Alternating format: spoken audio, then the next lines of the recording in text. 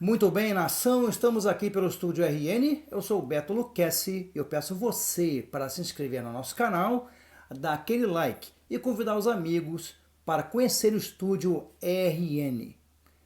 Nação, hoje o Flamengo jogou contra o Vasco e foi mais uma derrota vergonhosa que tivemos. E eu quero destacar alguns detalhes dessa partida de hoje. Eu vou falar um pouquinho da parte técnica da partida, mas, sobretudo, eu vou falar também da falta de organização do Flamengo como uma estrutura geral, como clube, como comando técnico. Bom, enfim. O jogo é o seguinte: o Flamengo começou até com um ritmo na primeira etapa, até surpreendendo com uma certa disposição física, uma formação com o Thiago Maia como se fosse um zagueiro, uma linha de três zagueiros. Então, quando o Vasco atacava, ele virava zagueiro, quando o Flamengo ia para o ataque, ele jogava mais avançado, né? E o time até que no início colocou bola na trave e tudo, mas sempre aquele grande erro, que é o seguinte: o time ataca, mas não volta com aquela velocidade. O time disputa uma bola e perde as divididas. Mesma coisa de sempre. O time prepara uma jogada de ataque, aí fica no sistema arame liso. Circula, circula, circula, circula, não consegue furar um time retranqueiro, como o Vasco é, e aí começa já no desespero colocar bolas na área. E bolas na área, mas sem precisão. Então, assim, a primeira etapa o Flamengo até foi razoável e na segunda etapa foi um desastre. Por quê? Eu não sou contra ou a favor do Vitor Pereira no Flamengo no momento. Eu sou contra o Flamengo gastar mais um dinheirão de indenização ao Vitor Pereira, que mostra total incompetência da diretoria e total falta de respeito com o dinheiro do Mengão, né? Mas não é nem nesse aspecto que eu falo. Eu falo o seguinte: o Vitor Pereira, ele não se ajuda. O time do Flamengo tinha no banco alguns jogadores, Cebolinha, por exemplo. Cebolinha está pedindo passagem. O Matheus Gonçalves está pedindo passagem. Ele bota o Matheus Gonçalves no jogo muito depois, já no finalzinho da partida. Ele entra com o Matheus França. Ele coloca o Matheus França no segundo tempo e ele não coloca o Matheus Gonçalves. Depois é que ele coloca o Matheus Gonçalves. Ele não se ajuda.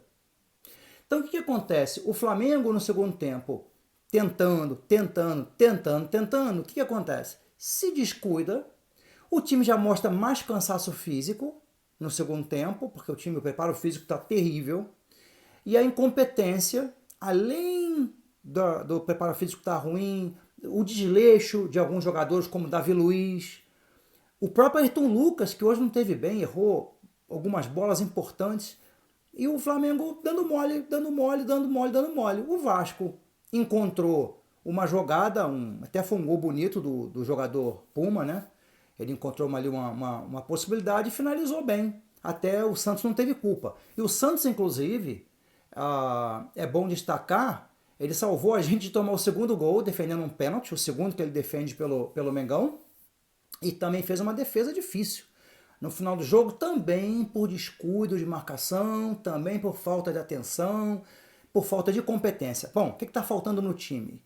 Preparo físico, treinamento, competência e o principal, eu acho que está faltando vontade de alguns jogadores. Alguns jogadores, como a Arrasca, como Everton Ribeiro, acho que estão precisando esquentar um banco. Eu já falei isso anteriormente, eu volto a repetir. Eles precisam esquentar um banco por um tempo, porque eles não estão bem. O próprio Gabigol mesmo não está bem, não.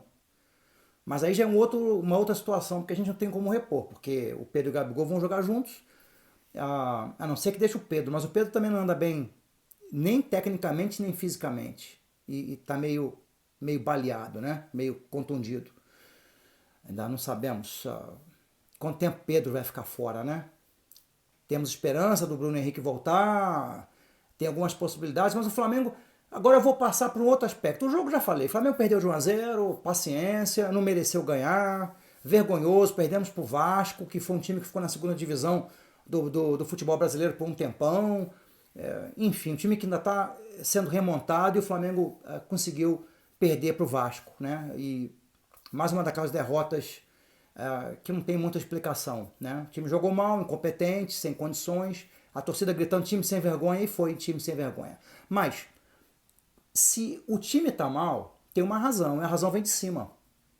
Diretoria, um presidente omisso, o Landim, que tem até competência financeira, mas não tem competência na administração de futebol, não tem, é incompetente, ele precisa estar cercado por pessoas para tomar atitudes, porque ele não sabe tomar as atitudes, não tem atitude. E eu posso falar, eu sou jornalista e também sou torcedor do Flamengo, e eu posso falar. Eu sou jornalista há muitos anos, então, e jornalista de futebol. Então, isso é importante ficar bem claro. O Landim é omisso. O Marcos Braz é fanfarrão. Ele deu sorte e também mostrou algum trabalho em 2009 e depois ele voltou. O Flamengo, na época do Jesus, ele também deu sorte que tínhamos o Paulo Pelaipe ali. E o Paulo Pelaipe indicou o Jesus e o Flamengo, com o Jesus no momento certo, aquilo tudo encaixou, foi uma harmonia perfeita. O Flamengo foi campeão de muita coisa naquele ano. Mas depois que o Jesus saiu, aí a incompetência da diretoria começou a aparecer, e o impressionante é que é erro sobre erro. É erro, quando o cara comete erros ali absurdos, e você pensa, bom, já chegaram no limite dos erros, não vão errar mais. Aí você se surpreende que tem um outro erro, um erro maior ainda, um erro mais grotesco, como esse, por exemplo, que eles enviaram dinheiro para a conta errada, para um João Gomes homônimo, mas com outro CPF. Quer dizer, gente, tá faltando comando, responsabilidade, tá faltando amor pelo Flamengo, tá faltando respeito ao Flamengo, respeito à instituição, respeito aos torcedores.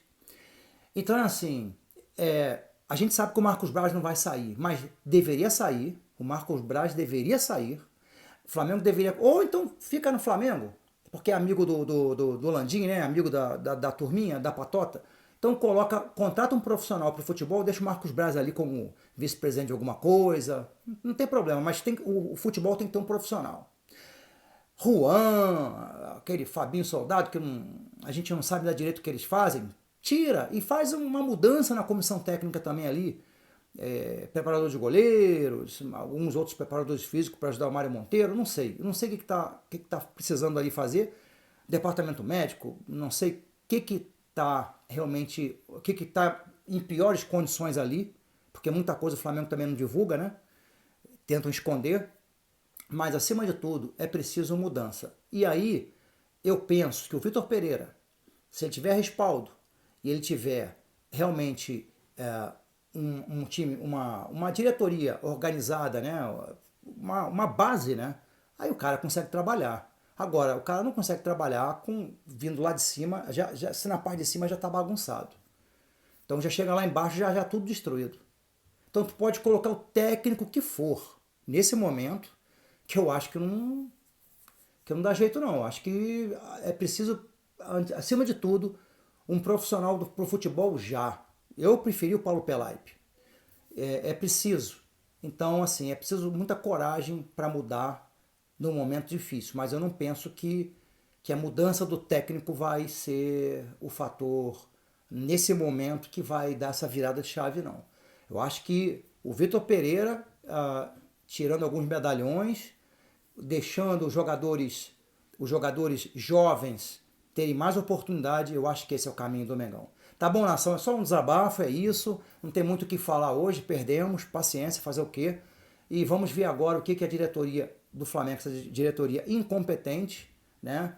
E fanfarrona, o que eles vão fazer para tentar tirar um pouco ou minimizar um pouco essa vergonha que eles estão fazendo, todos nós, flamenguistas, passar, tá bom? É isso, estamos juntos, fiquem conosco no Estúdio RN, em breve estamos de volta. Saudações rubro-negras, nação!